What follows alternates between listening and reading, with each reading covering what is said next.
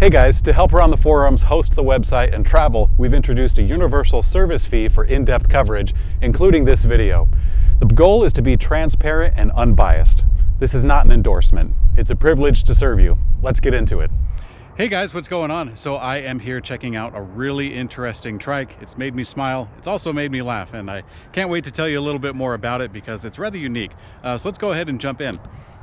So what we got here is the EUNORAU New-TRIKE.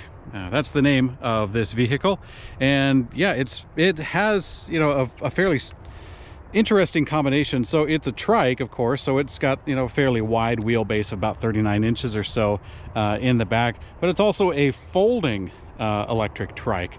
So it's got a motor up in the front wheel, little basket in the front, big basket in the back, and also this breakaway point right here with a latch so it can fold.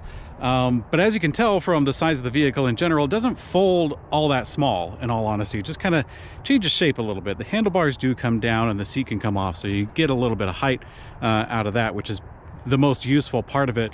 But then it kind of folds into a more of a it's kind of a smaller shape, not too much, but it's enough to kind of fit into either a really large trunk like a Cadillac, or perhaps in the back of a Suburban, but then again you got to lift it up kind of high. But it actually would kind of be good for an RV, so long as you got a big enough door to get through the wheelbase there. So let's go ahead and talk about the back end, because that's where all the magic is. That's where there's a lot of stuff going on.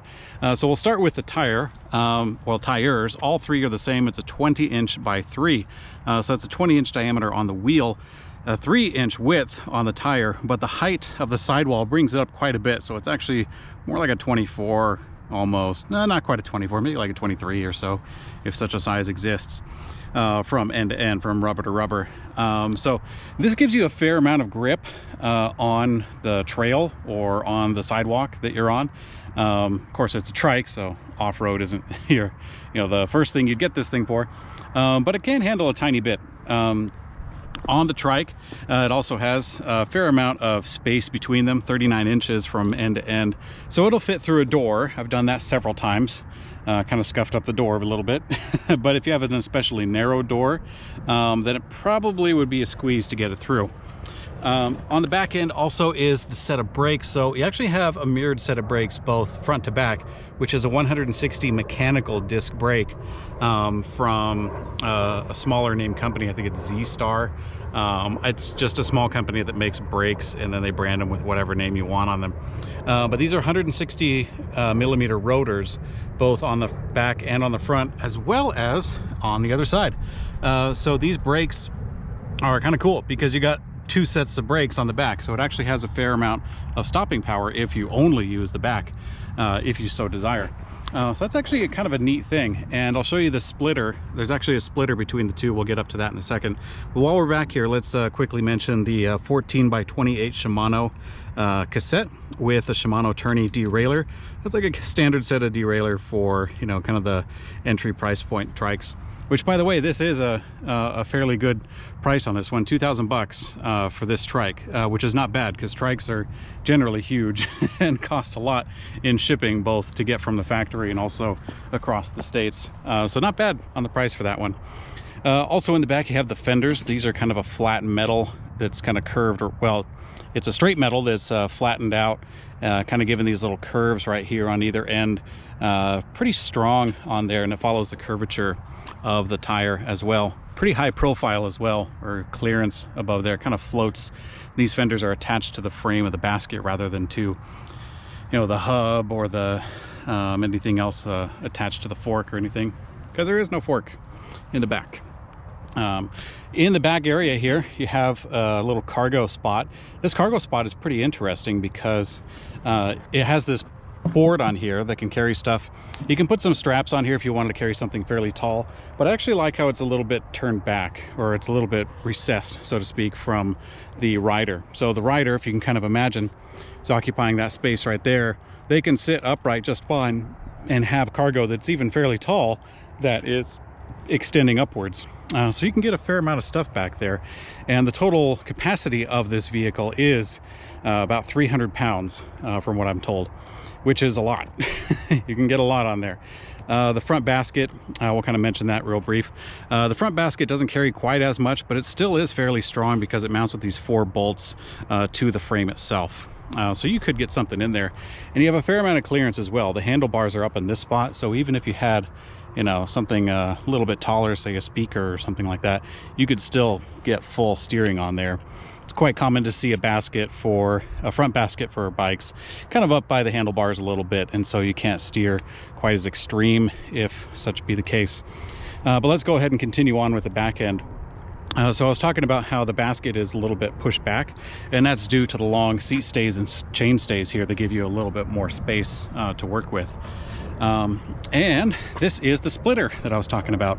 So with one lever, you pull on the right hand lever, this will actuate both brakes at the same time, which is kind of cool. That way, if you know, for some reason you had control of one hand to squeeze like that, you could just use the back brake with both of those and you'd be all right. So that's kind of neat. There is a longer chain. I believe it's a zinc covered chain. It's a little bit longer to accommodate the longer set of metal here on the seat stay and chain stay.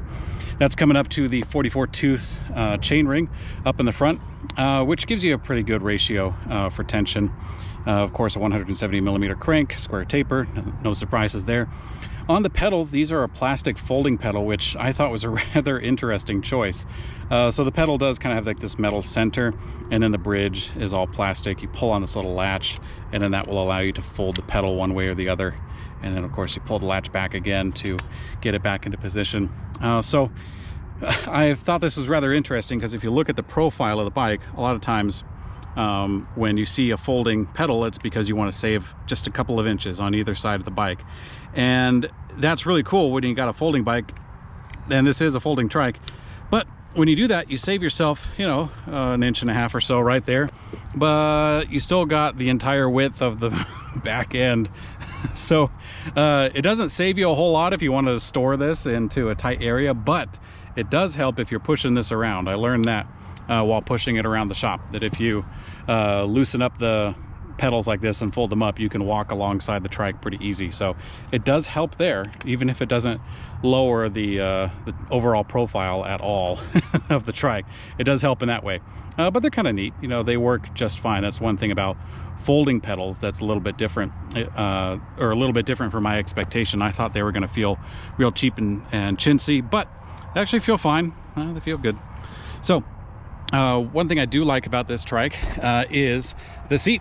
The seat has a pretty wide profile, about 8 inches or so on the footprint, and it has a fair amount of gel on the top, so it's pretty darn comfy. There's springs on the bottom there, so this seat is really good for sitting down and using the throttle. So good choice there. It is on a solid seat post.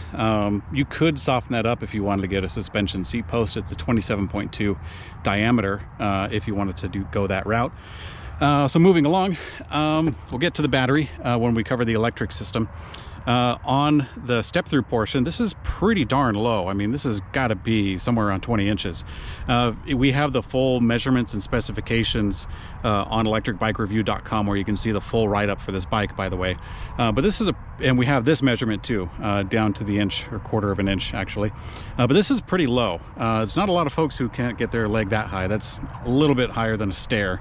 So you can get over there and actually step into the bike pretty easily. And that's a pretty cool aspect about this trike, is that it's very approachable. You know, a lot of people could just jump on this thing and get going. So continuing on with the frame up in here, I do have a folding stem, and I could show you about the folding aspect, but let's talk a little bit more about the front end before we get into that. On the stem, this is a telescoping and folding stem. So the stem does fold, we'll get to that.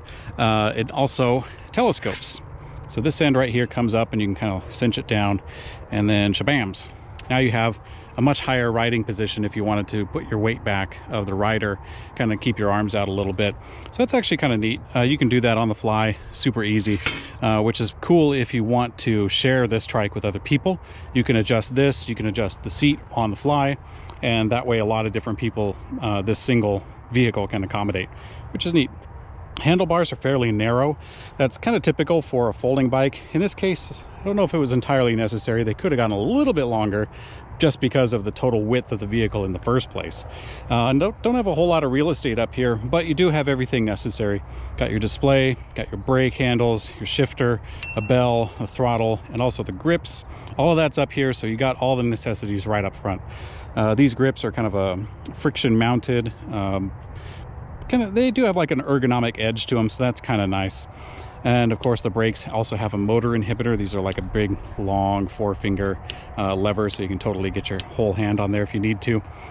This is the indexer for the gears that we talked about in the back. You don't have any gears up front, just the ones in the back. Bell, I think you know how that works. And the display, we will cover that when we get to the electric system. One last thing is this latch right here on the tippy top. That will allow you to adjust the handlebars on this axis, which the point of it is to allow better folding. It kind of comes as a package with this stem when they source this. But when you undo that, you can actually fold the handlebars down so that the brakes are kind of out of the way. And then you kind of give it a really slim, kind of a slim line here as you fold the handlebars down all the way. But for me, I usually wind up using this because I want to adjust where the brake handles are. If the brake handles are too high, in an extreme position like this, you wind up riding around with your hands up like you're waving at somebody. But you generally want to have them in a more natural position. So actually fine-tune that quite a bit. And that's also necessary if you're going to increase or decrease the height of the handlebars in the first place. So yeah, the more you know. So the last couple things to talk about on the front end.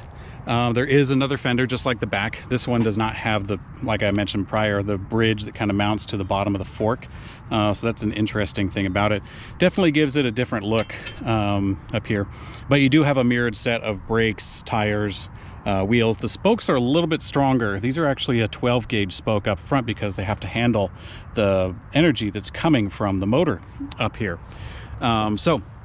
Yeah, it's pretty fun stuff. So let's go ahead and talk about the electric system a little bit.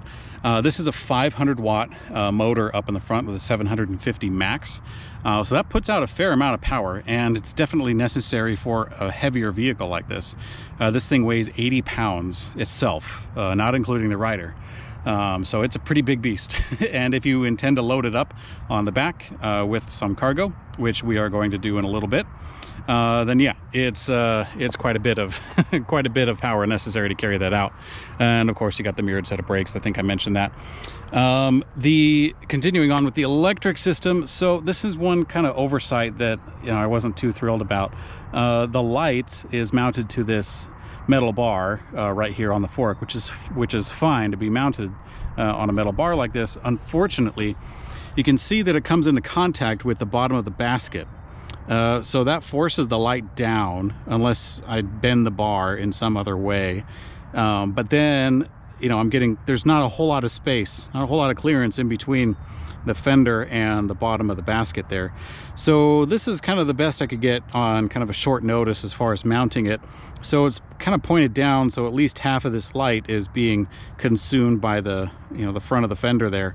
So it's not the best option, but it is there. It does have a front light. You will see a little bit more out of the front.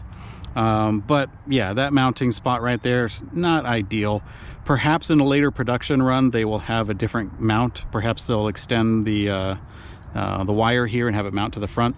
That might actually be what this plate is for. I thought it was for like a vanity thing if you wanted to put a sticker on the front, but I personally would rather have the light mounted up here. So perhaps, like I said, in another production run they'll get this kind of squared away, but as it stands, it's an oversight. There's no other way to put it. With the electric system, we do have a throttle that powers the front wheel, which is pretty fun. I always love me a throttle. This is a twist throttle, and it actually is tied to the level of pedal assist that you're using. So in this case, on the display, we'll go ahead and jump there. On the display, it has all the basics, has your speed, the battery level on 5 bars, and also your pedal assist on the right side. Pressing the plus or minus button will change the amount of pedal assist that you're getting from the Cadence sensor, but it also caps the throttle. So if you have it in pedal assist level 1, the throttle also will go to about 13 miles an hour or so. And then when you increase pedal assist level 2, the throttle will now go up to, I don't know, 16 miles an hour. I'm kind of pulling numbers out of a hat from here on out. And then it goes up to level 5. And at level 5, you have maximum pedal assist and you have access to the full power band from the throttle itself. So they are tied together, keep that in mind. The other orientation is if the throttle has full power all the time. That's called throttle override, if you're curious. So the display is fairly simple and easy to use. I kind of showed you a little bit about what it says. The plus and minus buttons are pretty easy to get the hang of. On the bottom, there is a power button and also a mode button. If you press the mode button, it will cycle through a few metrics: your average speed, max speed, trip set, an odometer, a timer, things like that. Fun stuff. And the power button, of course, if you press and hold that, it'll turn it on or off. If you press and hold the plus button, that will actually turn on the lights. So it turns on that front light that I told you is kind of obstructed. It'll turn on a backlight for the display itself, as well as this rear light way in the back. And I like the rear light being integrated into the main battery pack. It means you don't have to switch batteries on them, so it's really convenient. And of course, you press and hold plus button and that turns it back off again. So that's how to use a display. Let's see. Oh, I was going to talk about the folding aspect, but I think I'll finish off the battery real quick and the cadence sensor, and we'll jump right in. So this is using a 12 magnet cadence sensor. It's what I guess I'd call an external sensor. So you can kind of see it right here poking out a little bit with those little spots on there. Those are magnets. So there's a static sensor on the other side that's counting the rotations of the pedals, and that's what gives you pedal assist. So this is the battery. I actually kind of like the mounting position right here. It kind of looks like you would need to fold the seat out of the way or maybe get the collar from the seat post, but it actually comes in and out of here pretty easy. Let me show you how that works. So there is a unique key that comes with it. And let's see, we'll go ahead and turn the key. So this key actually just physically mounts the battery to the bicycle. It's not responsible for ignition or anything. So we'll go ahead and turn that. And then you pull up on it, and it doesn't have to come all that far out before, there we go, before it's ready to be loose. Shabams. So here we go. We have the 48 volt, 11.6 amp hour battery. And it's pretty convenient to take with you if you want to carry in and out. This is a newer kind of battery style that's been out for, I don't know, a couple of years at most. And it's really gained a lot of traction, and I can see why. It's a nice system. So yeah, you have the electric system, the mechanical system, and I swear I'm not going to forget about folding it. So let's go ahead. I'll try to do this one hand as best I can. We'll fold the handlebars down. I don't know if it's really necessary for this particular bicycle, but this is kind of a very common method. Fold the handlebars down. Sometimes you have to get the pedals in a correct orientation like so, and we'll just fold them in. Why not? We're here. There we go. And then from there, you pull up on this little tab and then pull the latch out of the way. And then the handlebars swing down like so. All right, we can get the seat out of the way too. We'll go all the way. And that's kind of a handy place to put it. And now the fun part. You open up the quick release and you pull the latch out of the way. Then you're gonna kind of pull up on it a little bit towards your face, and then that will allow it to come out. So a lot of times folding bikes will just kind of fall apart from this point, and you gotta keep a hand on them. But in this case, it's a trike, so it kind of supports itself a little bit. Let's go ahead and fold all the way. I actually kind of like this this set of springs right here that they have over the wires. That's kind of cool. Let's see, and let's get the last inch and then let it kind of rest. Boom. Okay, so here you have the trike all folded up, and there it is. So like I said, it does change shape, and it's a little bit easier to manage, especially on the height aspect.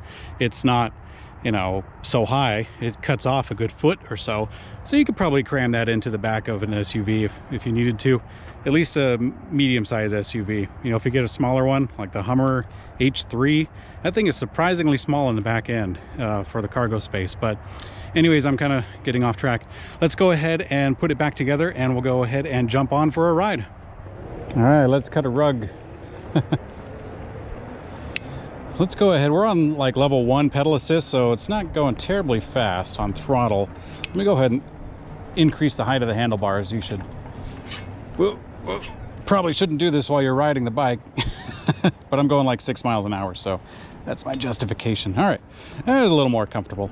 Okay, looks like when I was building the bike I could have put the stem a little more straight. That's okay. All right, so let's get a little more power onto the EUNORAU new-trike. Let's have some fun.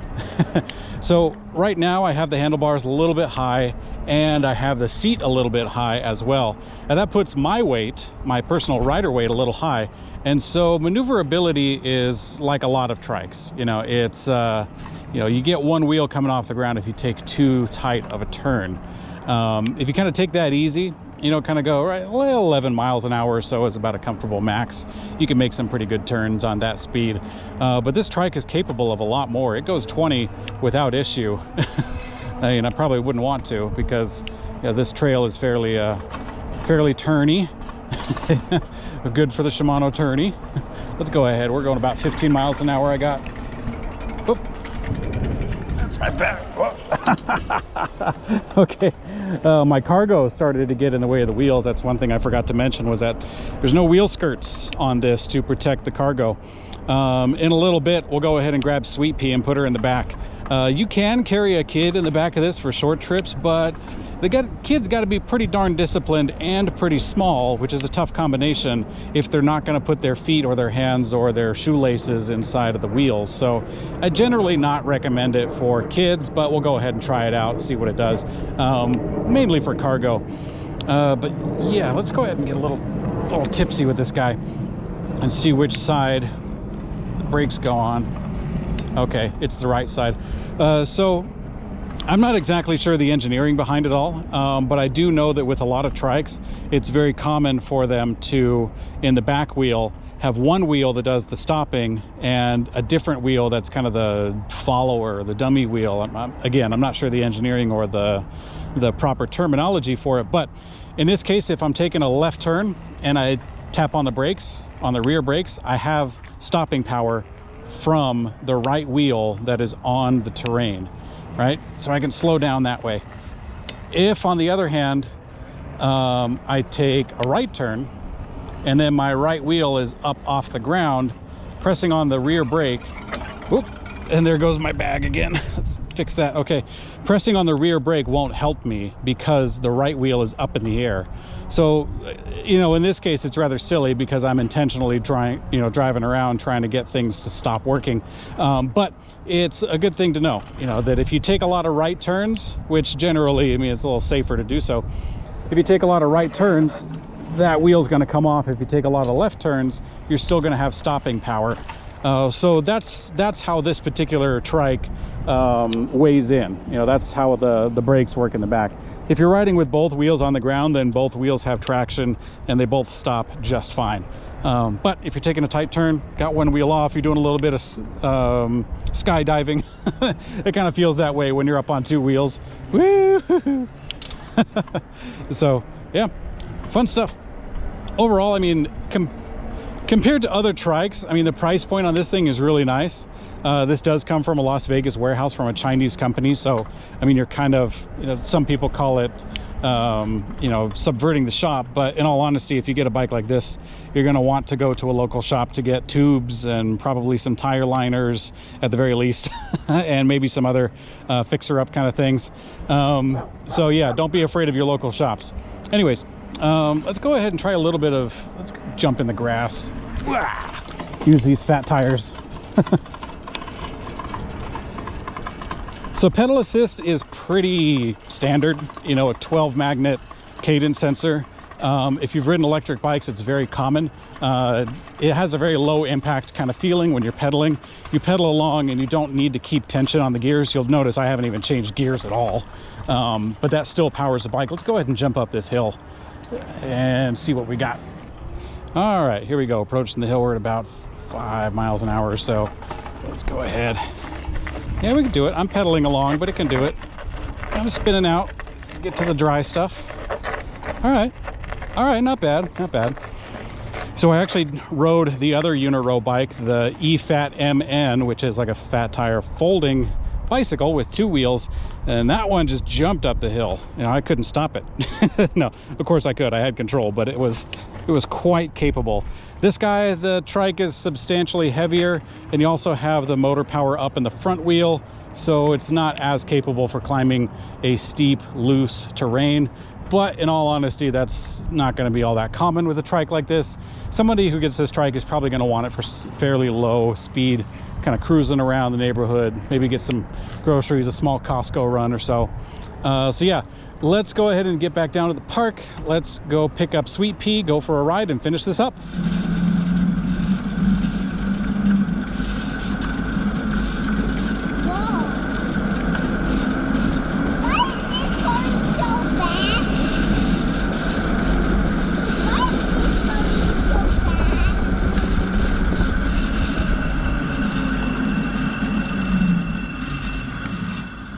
Keep those feet together.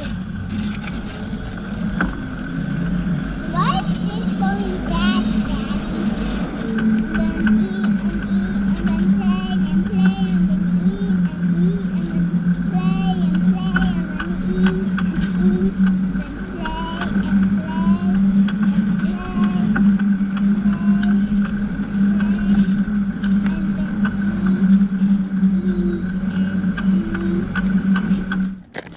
All right, guys, here we are on the EUNORAU fat folding trike. Let's go ahead and crank it all the way up to level 5 pedal assist, and we'll take it for a spin.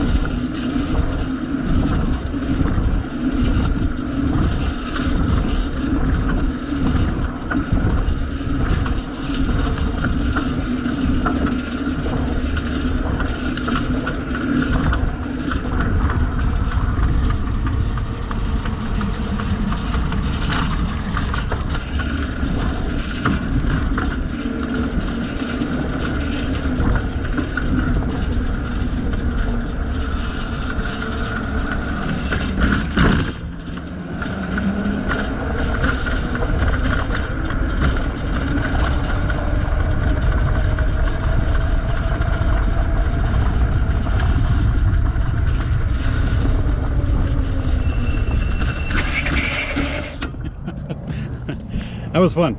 Right after we got onto the sidewalk, that's when I put the trike into full throttle. I skid a little bit as I was coming to a good stop. So yeah, the brakes work. Just testing out the brakes, that's all I was doing. I was going about like 32 kilometers an hour or so as I was hitting top speed on there. So yeah, fun stuff. Okay guys, thanks for checking out the EUNORAU New-TRIKE with me. It's been a lot of fun, a very fun experience. So yeah, if you'd like, you can check out the full review for this trike along with a lot of other trikes and bicycles from EUNORAU and plenty of other brands as well. If you go to ElectricBikeReview.com, there you can also participate in the forums if you'd like to ask a question or participate in the community, or if you'd like to recommend a bike that we try out. So thanks for watching, guys. Ride safe.